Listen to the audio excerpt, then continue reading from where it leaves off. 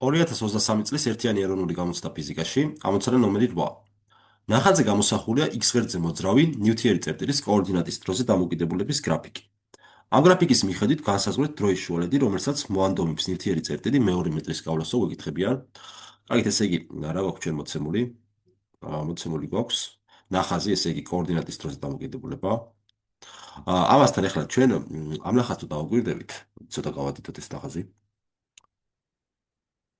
ამ ნახაზიდან თუ დავაკვირდებით, როდესაც ტეუდრის ერთ წამ მომენტში, ეს ჩვენი ნივთიერი წერტილი იმყოფება x უდრის 1 მეტრ წერტილში. ესე იგი, t1 უდრის 1 წამ მომენტში, სხეულის კოორდინატი x ღერძზე არის x1 უდრის 1 მეტრს.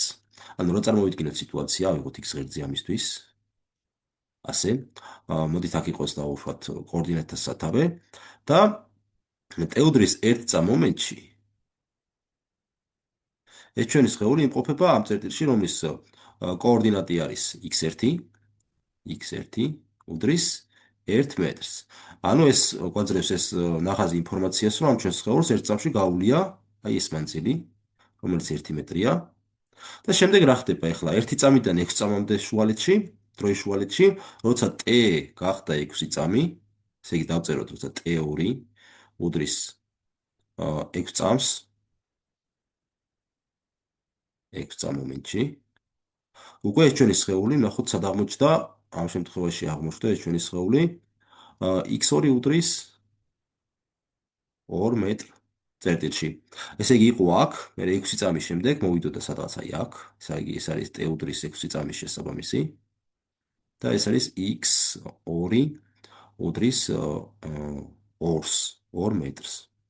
ესე იგი 1 წამიდან 6 წამამდე რამდენი მეტრი გაუვლია? ესე იგი ამ ჩვენ სხეულს კიდე გაუვლია 1 მეტრი, ესე იგი დელტა x-ი ამ შემთხვევაში ტოლი არის x2 მინუს x1 უდრის 1 მეტრს და რა დროში განახორციელა ეს გადაადგილება ამ ჩვენმა სხეულმა? განახორციელა დელტა t უდრის 1 წამიდან 6 წამამდე, ესე იგი t2-ს ეს არის t1 შესაბამისი, ეს არის t2 შესაბამისი, t2 მინუს t1 დროის მონაკვეთში. ეს კი იქნება 6 გამოკლებული 1, ეს ტოლი არის 5 წამი. შესაბამისად, ამ ჩვენ სხეულს, ამ ჩვენ ნივთიერ წერტილს მეორე მეტრი გაუვლია სწორედ აი ამ 5 წამ დროით მონაკვეთში. შესაბამისად, საბოლოოდ დავწეროთ პასუხი დელტა t უდრის 5 წამს. პასუხი D.